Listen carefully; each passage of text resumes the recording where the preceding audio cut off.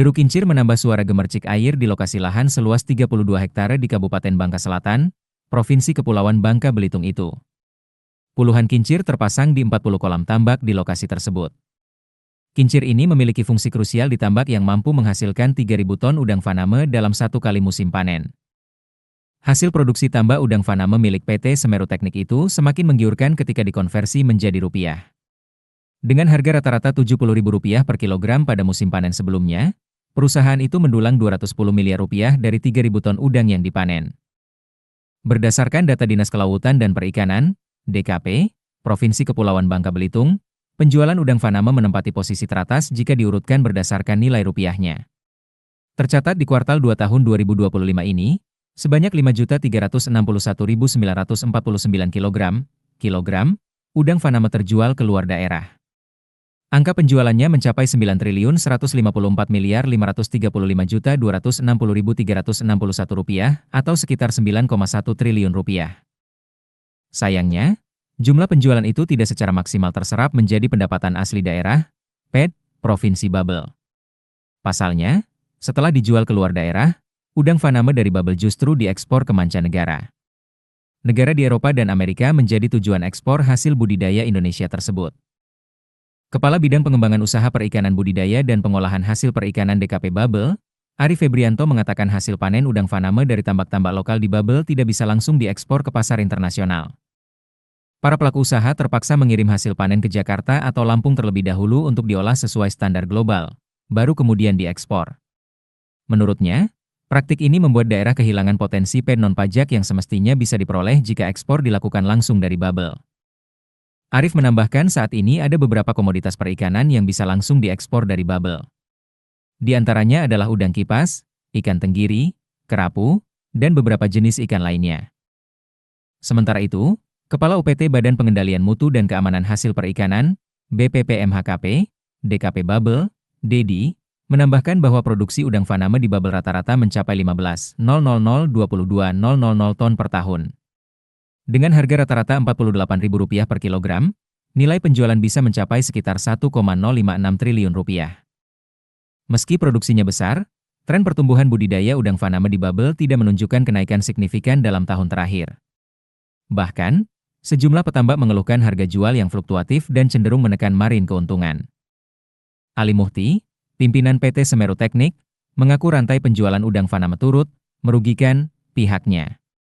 Katanya, jalur penjualan hasil panen petambak lokal yang harus transit ke Jakarta atau Sumatera, membuat nilai jual anjlok dan daerah kehilangan kesempatan menikmati keuntungan penuh dari rantai pasok internasional.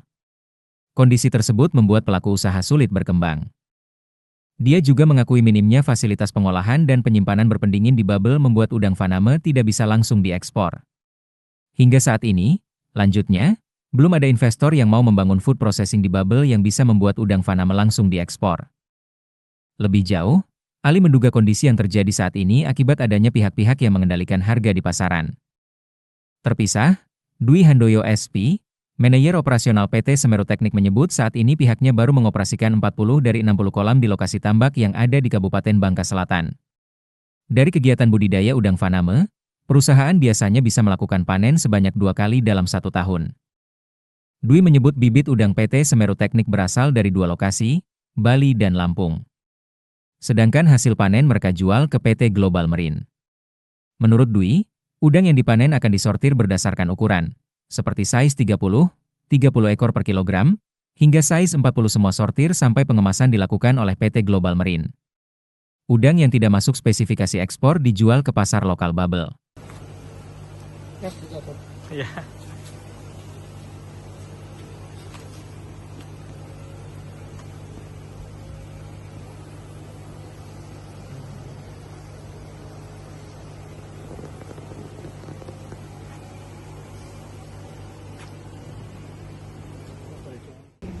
Khusus tambak udang lagi tidak baik-baik saja.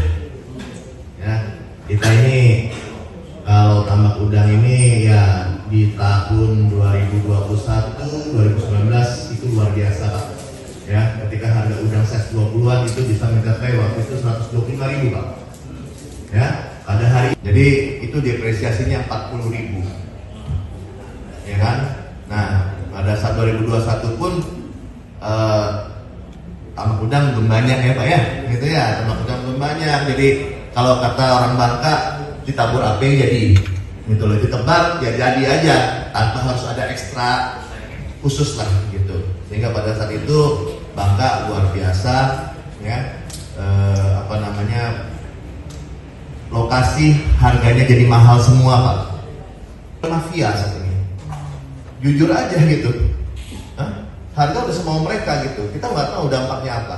Kemarin ketika Trump ngomong 32%, gitu, dia langsung turun 10.000. Begitu dia turun 19%, nggak naik tuh. Masih begitu-begitu aja, gitu. Sedangkan kita tahu kondisi budidaya hari ini, Pak, sangat sulit sekali di Bangka ini. Semuanya kalau mau ngomongin red zone semua, Pak. Tetapi ya itu tadi, kita tetap masih berharap itu ada perbaikan gitu loh, ada masa-masa emasnya dia kembali gitu loh ya. Semoga juga dengan adanya kebijakan ekonomi biru, dengan dibantu oleh stakeholder yang terkait itu, pemerintah juga bisa memberikan ya semacam kebijakan ya, supaya harga di bidang ekonomi tidak ada fluktuatif yang bisa membuat, kalau kata orang, tambak udang itu bangkrut lah ya. Karena kalau tambak udangnya istilahnya gitu tidak bisa jual, ya otomatis bangkrut Pak. Ya kan, mau jual kemana Pak? Ya kan, belum dengan berapa tantangan penyakit lah, suhu lah, semacam. Belum lagi banyaknya udang ilegal yang beredar di pasarnya Tobuali atau pasarnya Kabupaten Bangka dan di mana-mana. Ya, ini maaf saya ungkapkan di sini, bukan kita udah rahasia umum Pak. Udang putih itu banyak di pasar. Pertanyaannya gitu, dari mana itu? Kita nggak bisa ngomong lah, saya nggak mau nuduh orang. Ya, bisa dari tambak saya, bisa dari tambaknya si Seris, bisa dari tambak siapa aja. Yang sampai hari ini kita nggak bisa kontrol. Kenapa ya? Tambak itu begitu jauhnya gitu loh. Tapi itu lebih ke SDM kita ya, itu ya posisinya. Tetapi ya itu dasarnya gitu loh. Dengan kesulitan berbudidaya, harga yang ditekan dari atas, belum lagi gitu dengan kebocoran yang ada gitu loh. Kira-kira gitu loh Pak, tambak udang ini bisa bertahan berapa lama gitu. Ya kan? Jangan, kalau dulu kita ngomong tambang timah menyisakan kolong-kolong yang tidak terawat. Kalau tambak udang seandainya tidak dioperasionalkan Pak, jadi kolam apa tuh Pak? Ya sama juga, rusak juga alamnya Pak, kosong semua, kolong semua juga, lubang-lubang juga semua gitu loh, nggak mungkin direklamasi juga.